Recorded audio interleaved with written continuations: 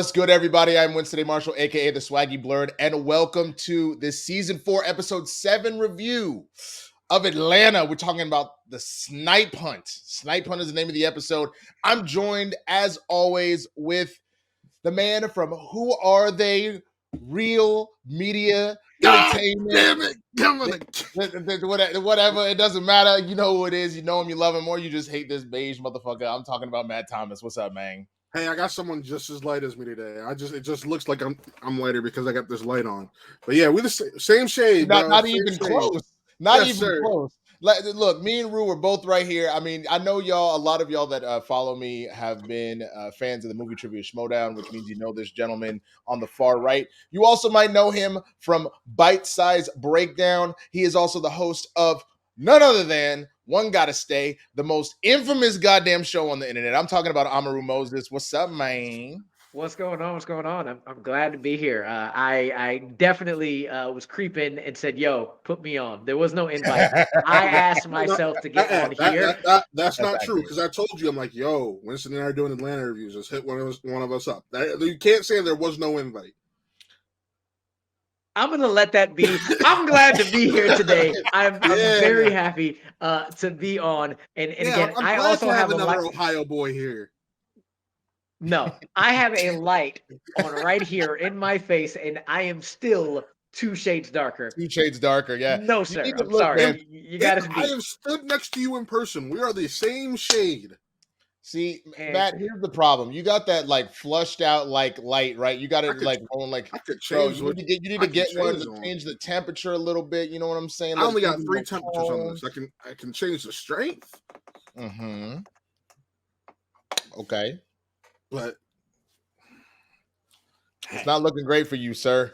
It's really not. You looking fuzzy right now, so hey. It's not me. It's definitely not me, bro. Your internet went whoop, but it's okay. That's not what we're here to argue.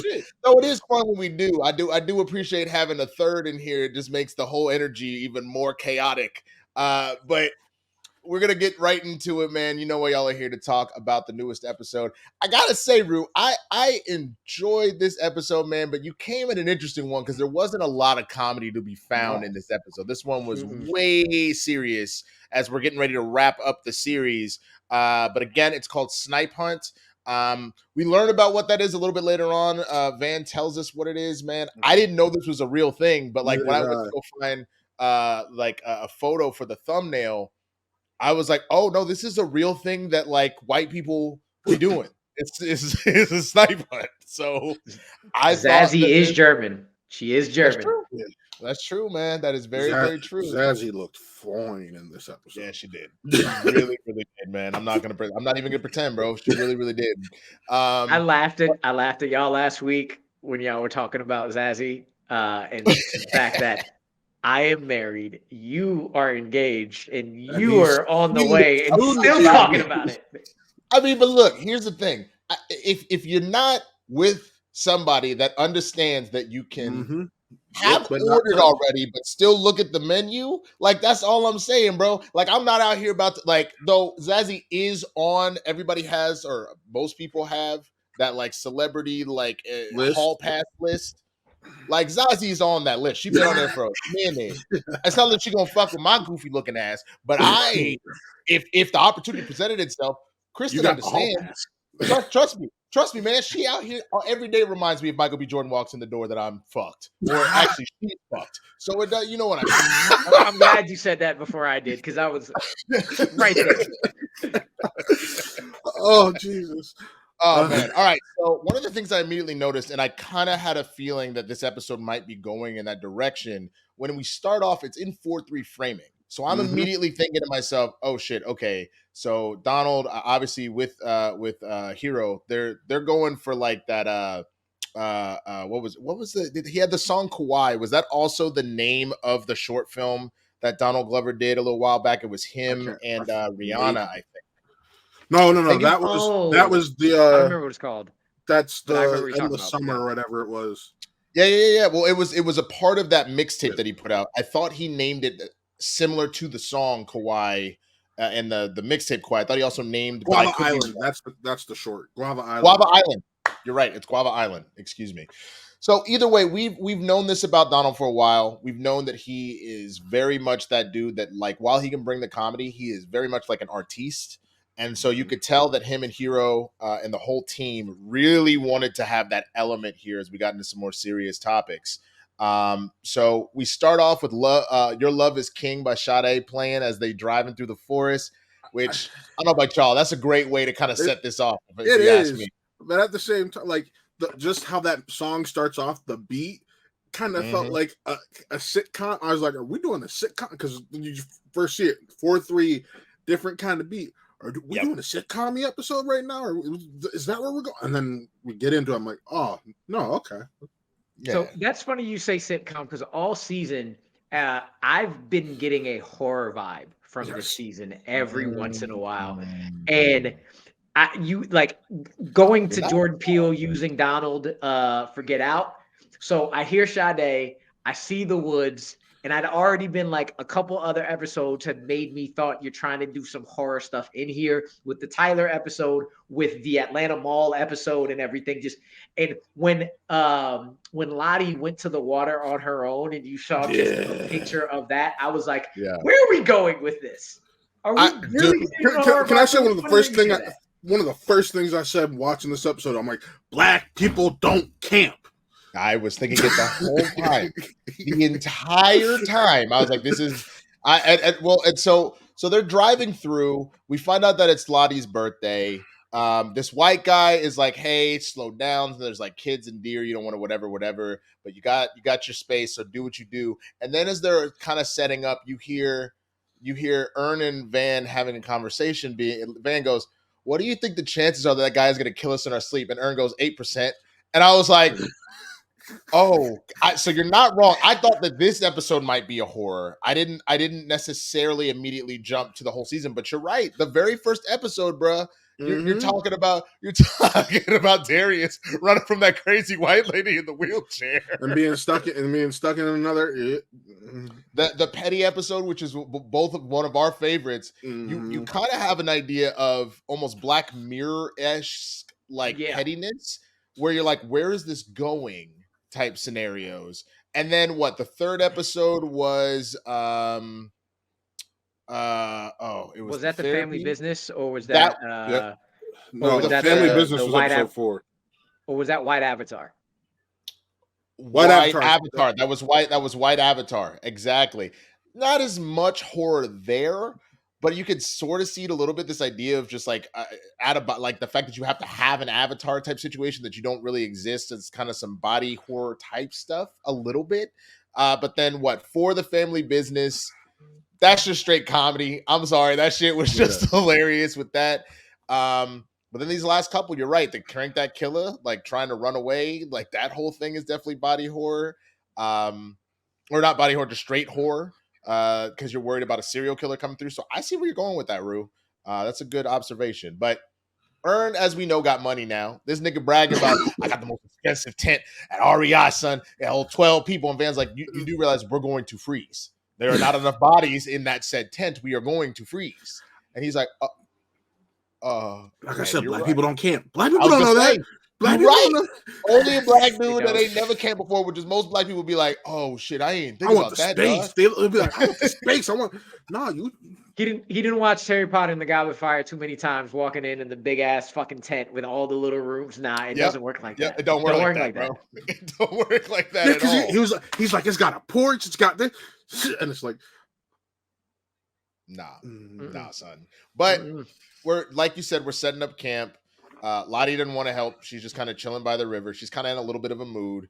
And Ern goes, hey, we should talk about LA. And Man's like, cool, let's do that later. And he was just like, okay. But my favorite part is when they finally finished putting it together, that tent looked jacked up. And Lottie didn't care. She didn't care one bit. She went in and started spinning and was like, yeah, let's do this. So we like I was watching it and was like, this would be the episode I get on because this is way different than everything else. So I'm trying to catch what kind of vibe it is, right?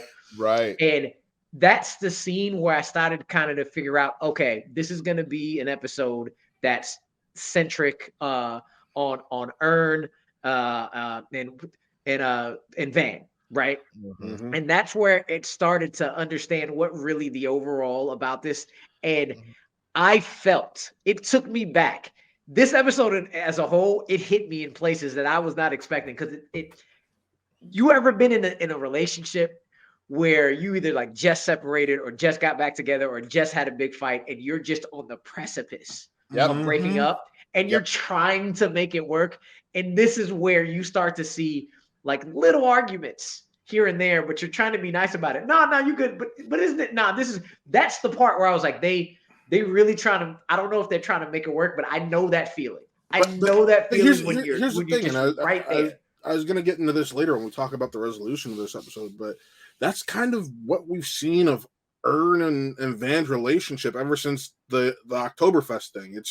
It's been this kind of icy. They're not really addressing how they feel each other, but you can still clearly tell they're in love, and they just got to work through their shit.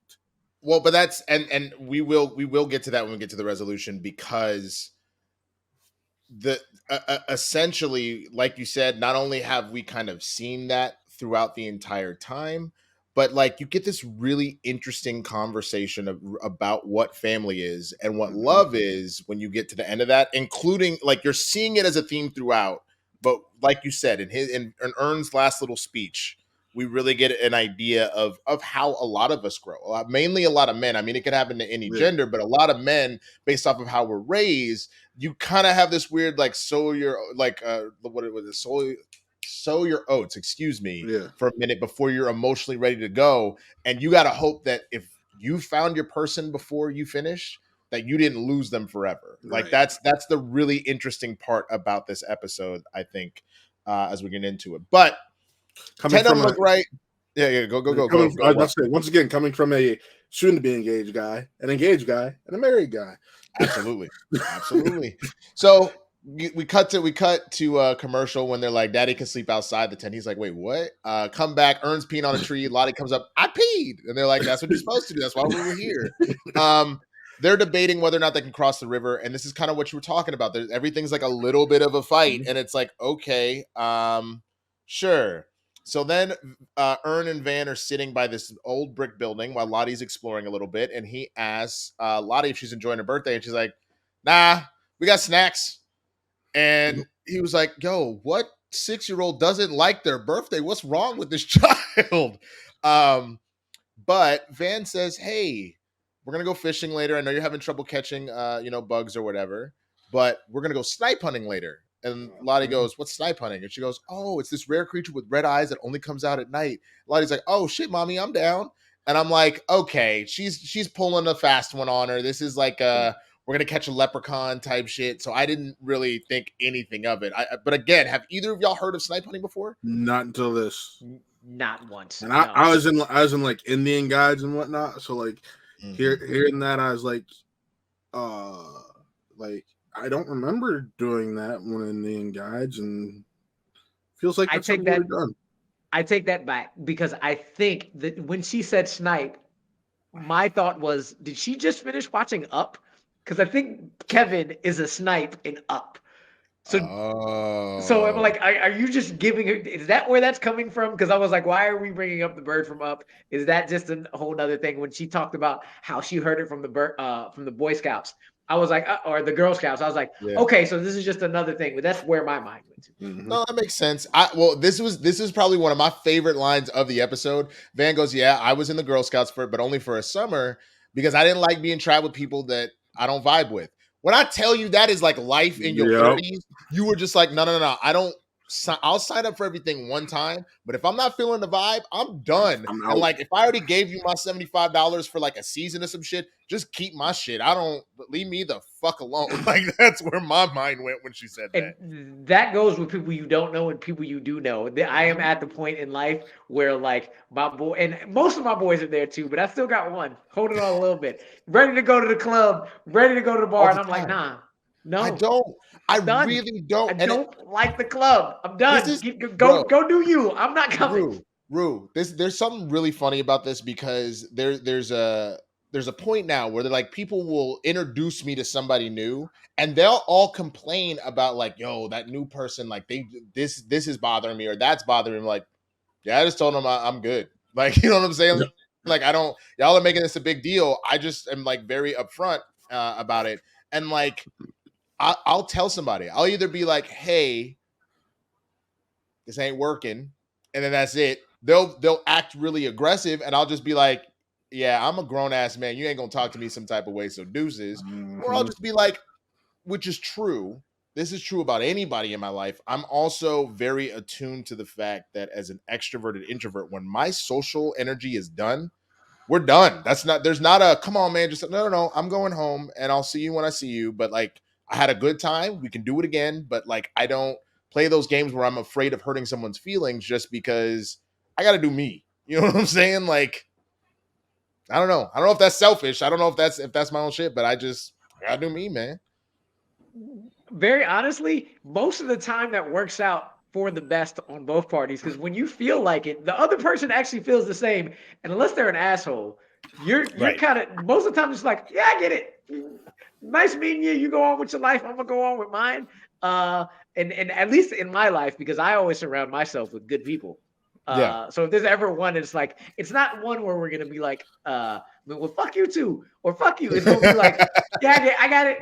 I'm gonna go, yeah, we good. We ain't gotta be besties. We ain't gotta do if I see you, I see you. If I don't, I don't. We all good. So 100% there with you. I mean, Matt, I know you're a little younger, man. Like not a lot, but like I was about to say you're touching on a feeling I've had since like middle school. There's this kid. I'll just call him I'll say we call him V. That's what I'll say. We call him V. Okay. I have never had a good. This kid has always been try-hard at everything, even like intramural sports. Got to be better than you at everything. This, that, and the other. And it got to a point where, in like high school, I'm like, I told my because we have mutual friends. I'm like, I don't fuck with him. I'm done with him. Like if he's around when we're all hanging, fine, whatever. But I don't fuck with him one-on-one. About 5 years ago, he got caught saying the N-word. You raggedy bitch. Whoa. The black one of my we'll call him Ricks. My one of my black friends is just like he's like I cut him off because they called him out on it. They're like, yo, there wasn't no an Xbox or a PlayStation party, and you know how there's that little bit of a delay. You can still hear. Yeah. Ricky played that song that goes nigga, just to call him out. And then there was a big having out. Black people stopped fucking with them for a bit. Ricks came back after a bit, and me and another one were like, nah. White people took him back. Now something else just happened, and now everyone's done with them. We're just over here like, we tried to tell your ass. Like there's something about just saying I don't fuck with someone when you have that vibe from the beginning. Yo, I get it. You got it. It's all about catching energy because like I said, I think too many times a lot of us don't like confrontation. So you try and people please. And I know we're way off base about the fucking review at this point. We're just talking about life. But at the same but that's what the show is. The show is a very good reflection at life. I agree. But like literally, this is how I feel when I've decided that I'm gonna spend more time with someone that I really don't want to. I've made a huge mistake. Like, I literally feel like I'm trapped in jail and I'm just sitting here like, why did I do this to myself? Like, you know what I'm saying? With the final season. It's things like that. You called me fellow Ohio boy. For those who don't know, I used to live in the town he currently lives in. I haven't been back, and I hope to never go back, except maybe one time when I have to. No, never again. I'm sorry. Screw that entire state. You know, I say that just to mess with you. But the way I should mention the way he got caught saying the N-word is the worst because his sister is playing some trap music and he's New Year's Eve party. He just screamed, "Turn that nigger music off!" with a hard R. He's Italian too, so like there was even like members of the family who are like, yo, like we probably racist, but we look, I know we don't fuck with this nigga right now, but How, Sway? Take a few. Like how did he not immediately become a body? Like how? Like I don't understand because there was no why he we only found out from the white friend that was at the party. Oh, None of I us thought were you there. were saying that y'all were there. No, he got to walk away. We got his legs intact. We got a text like the next day. Yo, so I gotta tell you about what happened with V last night. Because I'll tell you right now, if someone does it at a party, bro, like me and the homies, we gonna fucking treat him like Rick James on that couch. Oh, my legs are like linguine. Like nigga, like that's a wrap. Like you don't do that. As a matter of fact, I was at a party where I was essentially I had stopped hooking up with this chick, but she still wanted answers. She was just like, no, I like we should be together and all this shit. I'm like, no, I don't. And we're having this really intense conversation in like a back room, and somebody comes in and goes, hey, I need you to come to the front right now. And I was like, no, we're having a serious conversation. Like, no. There's some white boys kind of running off at the mouth, and your homeboy Castro is about. I was like, done. I walk out just in enough time for one of the white boys to go, see, I'm gonna tell you right now, man, like you acting like a real nigga. As soon as I turned the corner, I said, what'd you say? And they both go, oh. And they're like, we're sitting here, I'm literally posted up, ready to fuck these dudes up, and so is Cassera. And all of a sudden, the girl that's throwing the party is in tears, like, oh, why did they do this? Please don't throw him off the balcony. And I was like, I might. Like, I genuinely might go to jail tonight. I don't care. I really don't care. You're not going to do this in the middle of a party and get away with that shit, bro. Yeah. And these are the stories that episodes like this of Atlanta will get you to. Yes, it is. Whenever you get a deep episode, life stories start coming out. They do. So let's get back to it. So funny we speak about racism because Ern immediately goes, when you first hear the word Snipe Hunt, it sounds like a racist mob. Yep. And I'm not wrong. It does. It genuinely does. That's exactly what I thought. I'm like, is she saying they're gonna hunt themselves or like? But I gotta give Lottie credit. Lottie is apparently very good at capturing things because all of a sudden we turn around and she's caught a toad and she's upset. She's like, well, I want to hold it, mommy. And Van's like, look, it let you hold it for a little bit, but then I want it to go. So you should feel honored that you had the opportunity to be with it a little bit, which again, that's a little bit of bearing the lead, a little more foreshadowing about where this might actually go with Ern and Van.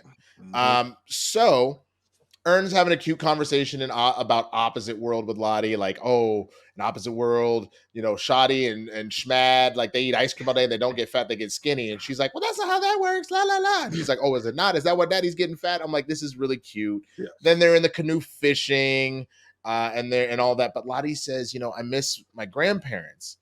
And Ern's like, oh, but isn't it nice that we're all together? This is special. This doesn't always happen.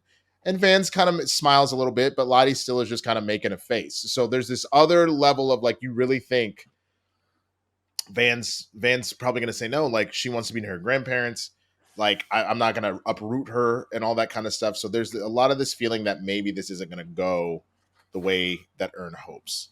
But they're eating hot dogs. Ern wants to talk about LA. So Van decides, I'm going to go help her set up a snipe trap. Put a marshmallow in a pillowcase, and then you could hold your lantern, and then you're gonna bop it on the head once it gets in the thing to knock it out, and you'll have it in the pillowcase. So again, I'm not gonna lie, that trap setup, I was like, I feel like something bad is about to happen. If I'm being honest with you. And when she walked away, it's like, oh, you got to do this on your own. I was like, okay, what is happening? I'm like, this is how a child gets hurt. Sometimes Van is a little too white for me. I'm just gonna be honest with you. Like sometimes she says Ern was even like, what? Ern was in the middle of like, I'm trying to get this woman back, but she's endangering my child. What do I do here? Oh my God. No lies detected.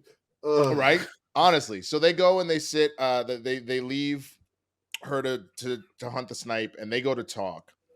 And Van's like, I feel like this was a giant manipulation to kind of force this conversation. Because you rented out the entire campground. So what that goes to show on top of that, we know the Paperboy's been doing well. Right. But we know that Ern has a few other clients, but that means that Ern, they are really doing well. He's driving the caddy. Caddy. the largest tent that he later just says, just leave it. We'll get another one and just throws it out. I would have been, hell no, I don't give a damn if there's thunder. We gonna get my shit. But like 12-person tents are like $300. So like it's he's really wait. A 12-person tent is only $300. I figured it'd be like that sounds kind of cheap. I thought you were gonna say $2,000, sir. I did too. Granted, I'm thinking of Costco prices. So well, that's true. You're thinking about work, but they start talking about it. They go for about $399, $3 to $400. So. Wow. Okay. He had that shit ready to look up just to make sure he was right. I went to Google. I just went to Google. But they're talking and Van's like, this feels very manipulative just to force us to talk about this. And he was like, no. I really wanted to make Lottie's birthday special.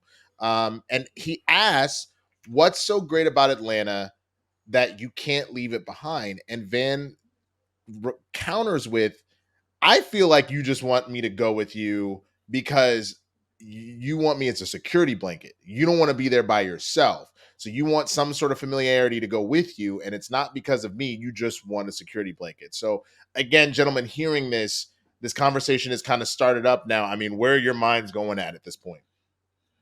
This is the point, or it's not this point, but this is just another one of like throughout the episode. I'm like, all right, this episode's kind of slow. It's not what you're used to, but all these little points you hit are just things that are going to add up to the scene that really hits. Mm-hmm. And that's what all of this is. And it's really this episode is really, you have to take it all as once at everything you gives you, because it is a slow burn up until that great final scene. And this is just another great part to build onto what we get later in the 10 at night. Mm-hmm. Yeah. No, just going back to what Amaru said, when you see little fights, this is that slightly more escalated one. Yeah. This is that last piece of kindling before it really goes boom and you have a fire. And I just and normally that's like the last conversation you have before you really get into a conversation, especially if you're separated parents and you're just trying to make things work and one of you is about to make this giant life change. Let's not, like, he is leaving Atlanta, so it's like, hey, I want you come in with me. So I get why she's reacting in the way she is, because it seems like Atlanta's all either of them have ever known outside of when they went overseas for the concert. Mm-hmm. So like, and earn for temporarily at school, Princeton, which I still to this day I love. The one thing I will say about that petty episode, to get a story of why he ended up the way he did, and why he ended up coming back to Atlanta, being like, "Let me manage you." It wasn't because he had these grand aspirations to do that. It's because his life genuinely kind of fell apart, and he just made do with what he had. But you got to respect the hustle. I've always loved that was the definition that an auntie told me that was ghetto. Instead of ghetto being like broken down, just ignorant, all that kind of stuff, she always said that ghetto meant resourceful, that you literally don't have anything and you're finding a way to make it work. And I always love that definition a little bit more. And that's kind of what I feel about Earn throughout the course of the series. But Lottie says she got a snipe. And they're like, huh? Like, so Van's like, all right, baby, here's what you're going to do. Put the lantern down real slow. Then when I count, you're going to drop the bag and you can come over to mama. So she does it. She runs over and Earn's like, all right, I'm going to go investigate. And he takes a big old stick with him. And right as he gets over there. And the flashlight, she goes, tells to Van, hold the flashlight. And as he gets close, I couldn't even see what the fuck it was, but it looked like a ferret, and it had like this evil little laugh. Yeah, well, it didn't even sound like a laugh. It sounded like I thought it was a snake. No, it was a giant hiss. No, that's what I thought. It was like a hiss with the hee. I was like, what the fuck? So a little bit of the mysticism that we've seen in horror episode. Yeah, right. So I guess Lottie really did catch a snipe, but we cut back to them. They made her a s'more birthday cake that put the little 6 candle, and they start to sing the Black Stevie Wonder happy. She goes, don't sing. Lottie's not now. Please don't sing. Lottie is genuinely pissed. I think she knows that she's smart enough to know what's happening. I also I love how much Lottie we're getting this season. I agree. Lottie's a grown ass woman. That's what she is. At 6, especially when your parents are like starting to get like be separated or whatever, you grow up quick. You know what I'm saying? My godson's the same way. Like I see this, I'm like, damn. I see the resemblance in how actions are, because he's my cousin's single mother. His dad's barely in the picture. It's just crazy. Yeah. All right, so we get to our act 3 now. They're in the tent. Ern is freezing. He's sleeping off to the side. Van's like, just come sleep with us, like come huddle with us. And Ern's like, all right. And Ern's like, oh, her feet's kind of cold. She got them talons or whatever. Like just little banter back and forth. And he goes, hey, Lottie, do you want another s'more? She's like, why are you trying to wake her up? He's like, I just want to make sure she's asleep. And he goes, and I wrote down a lot of these quotes, so just let me get through it, because I think getting specifically what they said is kind of on point. So Ern goes, you know, when I go, I wouldn't have to be alone. I have a good job. I'm decent looking. Like, you would be raising our kid alone, but I want us to be a family. And he goes, Lottie genuinely is the best parts of both of us. And he starts listening to her about how smart she is and how charming and intuitive and all that kind of stuff. And he just says, I'm fighting for you, Van. I love you. And she counters with, you know, I can't just pack up my whole life because you love me. That's not enough for me. And then Ern goes, do you think I just see you as Lottie's mom? Do you know how much I love you? I dream about you. I've dreamt about you every night since Amsterdam. Do you see? I do see you as a woman, and I still want you. I desire you, Van. When I think about the fact that you are also the mother of my child, I could just fucking burst. I love you forever because of that, no matter what. What else are we doing this if not for that feeling? And this whole time, like, he's getting some single, like, stream tears. And I'm out here being like, God damn, like, Donald wants one more goddamn Emmy. He wants the acting Emmy before he gets up out of here. And Van counters again with, you know, it's a little Kanye, but being passionate, but I know exactly what you mean. So Ern asks her one more time, like, will you please come with me? And Van finally says, okay. And she starts to cry. And then she goes, I love you too. And Ern just says, I know. And it's one of those things that I always thought was cheesy in Star Wars when I was young. But the older I've gotten, and I've said that same shit to Kristen, I know. I'm not, like, you know what I'm saying? Like, when you truly love someone, you know, because yes, the words are important, but you don't have to say it. You can just see it. Like, you feel it just being around each other. And this is that moment that we're really seeing. Like you said, they crossed that bridge of this argument. So, like, Matt, you're hearing all of this. You're hearing Ern pour his heart out, man. Like, what's going through your mind, bro? It's for one, it hit me. I'm like, oh man, this is finally, because this is something that fans of the show have wanted since season 1. Because just the chemistry that Zazie and Ern, and I should say, and Donald have is fantastic. And then, you, like I said, you've been able to see since the beginning. They're still in love. But like you mentioned, soiling oats. Ern's still going around fucking everything that moves. Like, I was it season 1 where he wakes up in bed with another woman, or is it season 2? I can't remember off the top of my head. 3. Beginning of season 3 in Amsterdam. No, I'm talking about while they're in Atlanta. Like, it's I don't remember him waking up with another woman, but I do remember in season 2 when she goes to Drake's mansion, she gets upset because Ern is on Instagram with some other woman. Yeah, there's something in like season 1 where he wakes up in another woman's place, and then he's like, I gotta go pick up my daughter, and she's at I think I remember that. So like, he's been doing his thing, and then I remember him getting upset when she's trying to do hers, even though he's doing the exact same thing. They've always had this connection. They've always been in love, but it's never been the right time. I'll quote Ticket to Paradise, because that movie is actually surprisingly good. When it comes to love, it's always right place, right time, and I think it was right situation. Or right person, one of those two. And this is finally it. They've been through this shit together over these years. Lottie's grown up. And something that we haven't really talked about is you can clearly see, especially when we'll talk about the ending, that Lottie is smart enough to where she's noticed all this. Absolutely. And it's affected her energy.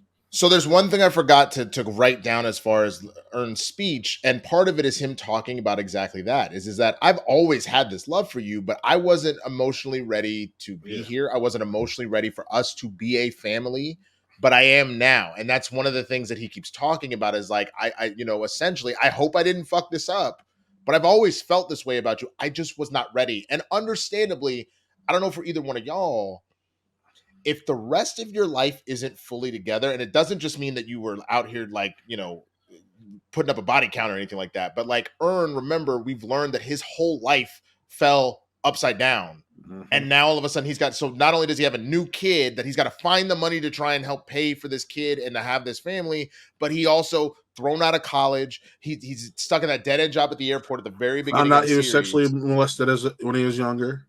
All of this. You know what I'm saying? So he's not right yet. He's not right yet to step up. So like Rue, again, they've been teasing this all episode. Like it was cool seeing like feel like he finally got there. Yeah. Yes. The thing is, I don't believe her. I don't. And this is why it's really funny, weird that I'm on this episode, because it might be because this one personally hit me. Not only am I married, but I have been divorced. And every single piece of these little things that have been building up, I've lived. I've seen those being separated, trying to figure out if you're going to be together. Like not wanting to fight. So you're like, no, yeah. No, we can't cross here. We can't. Those little things start building up. And the conversations when he kept mentioning LA and she didn't want to talk about it. That the fireplace beforehand, and she was like, and she mentioned about him not wanting to be alone. And I can't just leave Atlanta. And when he gave that impassioned speech saying he loved her, he's in the right space. Every time I went back to her, I'm like, she's crying because he loves her and she is no longer in love with him. Ooh. And she knows he's not, and it's killing her that she is not in love with him. And she doesn't want to hurt him. And he keeps giving this speech. And she eventually says, okay, because of Lottie and because he gave that speech. I'm waiting. I'm hoping that's not the case, but I'm just like, I wonder if the other shoe drops. I'm gonna refute that in just a minute. Don't you worry. But again, the only reason is because I have been in that situation. Yeah, I'm not disregarding that, but I have a good refute and rebuttal for that in just a moment. Well, real quick, because the one other thing that I wanted to mention, then Matt, go ahead with your rebuttal, is if you also notice that the kind of metaphor across the seasons of how, again, Lottie is like brand new, is still a baby, is obviously immature because it's a brand new infant, and that's how Ern is acting. He's acting brand new, honestly. Mm-hmm. But now, even though Lottie is 6, Lottie is acting like a grown-ass woman already, right? And that's also what seems to be a mirror of Ern. And he even says she is the best parts of both of us. So there's also this level where it feels like his maturity is mirroring who Lottie has become as a person already. But Matt, I'm curious what your rebuttal is to you're like, nah, they in love. So let's finish along with the recap of the episode, and then I'll get to my rebuttal when we talk about the end. Okay. So they have a cute moment where they're brushing their teeth like a family. Then there's like, it's supposed to start raining, it starts pouring, and she's like trying to get the tent down, and the thunder strikes, and Ern goes, nah, we'll get another one. I don't give a fuck. Leave that shit. And so they huddle into the car real fast. And as they leave, this was also very important, to be honest with you, because when we came in, we listened to Sade, Your Love is King. When we're leaving, Sade comes on, and Your Love is Stronger Than Pride by Sade is on. And that, to me, almost felt like if Ern was prideful beforehand, and Van has been prideful this entire episode, or like leading up to it, about not wanting to really go for it again, that felt like that moment, that song was like a tip to the hat that like they finally come together, because the last thing we see, they're laughing and talking in the front and kind of joking, and Lottie's in the back just smiling to see her parents laugh again. So real quick. So you're actually leading right into my rebuttal. So if you're paying, how they're interacting is like nothing we've we've seen them interact in this entire series. You were talking about earlier, the fights, the little fights, they've had it out. Mm-hmm. They've put it all up, they've bared it all, they've put it all out on the table. And now they've kind of figured out. We're seeing them genuinely laugh with each other, something we have never seen in this series.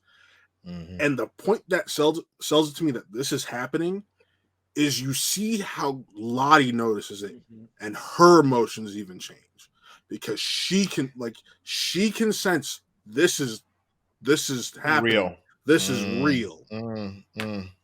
So with me, even through whatever I've been through, I am a consistent optimist. I have always been, and I'll always be, and I am hoping like that is what is going to happen.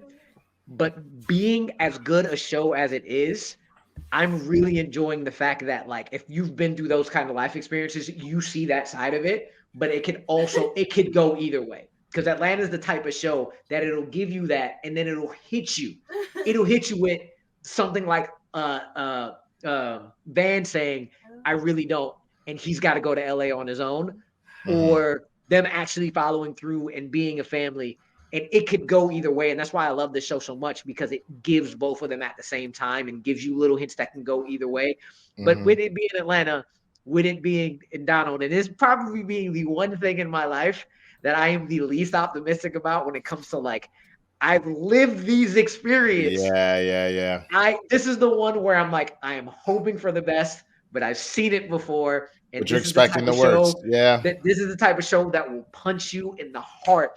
Yeah. By having that little smirk from Lottie, and Lottie having and think about it, if in a couple of episodes that kind of shoe drops and you see it mm-hmm. through Lottie's eyes, mm-hmm. how emotional that is, how great of an episode, how much you're like, this is what kids go through. Yeah.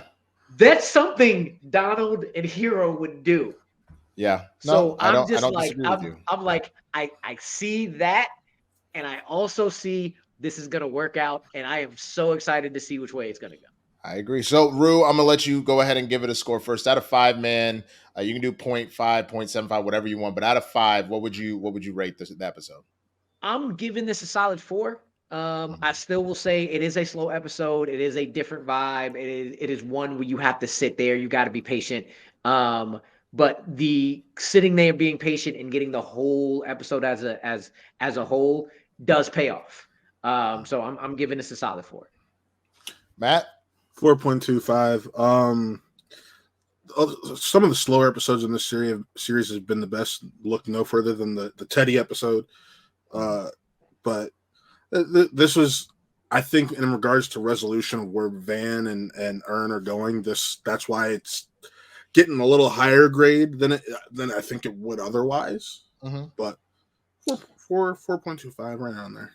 So prior to that last speech that Ern gives, I was sitting at like a solid 2.5, 3. I'll be honest with you, because I don't have a problem with taking artistic chances at all and giving me something dramatic. But most shows, even if you have elements of the opposite, so if you're a drama and you occasionally have elements of comedy, or you're a comedy, you occasionally have elements of drama, you stick to what specifically is kind of there. Now, I know this has always been a dramedy, but it is always kind of led with comedy first. And so I was like, this is kind of slow. This isn't necessarily what I come to the show for. It doesn't mean you can't have it, because like one of the greatest episodes that people always talk about Fresh Prince is his dad leaving. Mm-hmm. Or one of the greatest episodes of Blackish. I don't know if the two of y'all watched that. They did a whole every episode. They did a whole number of episodes. They did a bunch of series of them about their impending divorce. They did an episode about like police brutality and shootings. Mm-hmm. Like they did all, and those are all well done, because even in a lot of that, they are still giving you the main reason you're there. So that's the only reason that I was like not really vibing with this episode because of it. But that last speech for me genuinely jumped it all the way from a 2.5 to a 4, because that moment was a 5. Mm-hmm. I thought Donald acted his ass off. I thought that it was written absolutely beautifully. I thought the way that kind of balanced out, I genuinely was like, okay, I'm here for this particular moment. Man. That Denzel tier, the one. I mean, at least it wasn't the Viola snot bubble, bro. Just like I want to be a family, pop, like like it. but it was really well done. And I think it ended up being, I know that was probably the centerpiece they wanted to get to. But it ended up being the thing that, for me, saved the episode. I'm not saying the episode was like bad, but I just wasn't vibing with it. Kind of how like episode 2, the thing that saved the episode was the twist. The twist was so strong and so funny. That is one of the, like, a stand-up comedian that can build that shit. Like, you're like, where is this story going? And then they dropped the punchline. I was like, oh my God. Yeah, because I had told, I don't know if you know this, I told Winston, I'm like, that was way better than the first episode. And I got a message from him partway through. How is this letter? Oh! Yeah. I was like, oh shit, what the fuck? Like, so, but all that being said, we want to know what y'all think. So if you haven't already, be sure that you subscribe to this channel, man. We're doing the rest of the season. We got 8, 9, and 10. We got 3 episodes left before one of the greatest series of all time comes to a close. So please follow so that you can see that. Got some awesome sketch stuff that I was shooting that's coming out as well. And then leave a comment and let us know what you thought about this episode. Where does it rank for you overall in the series and whatnot? What you think about Donald's acting, all that good stuff. So before we get out of here, let's start off with the big guest of the day, Mr. Moses. Tell him what's going on with you, bro. This Sunday, the next episode of One Gotta Stay, we're almost done with our One Geek Character Tournament, trying to figure out favorite character of all time. If you had to keep one out of all of them, who they would be. And we're going this Sunday with the Apocalypse crew.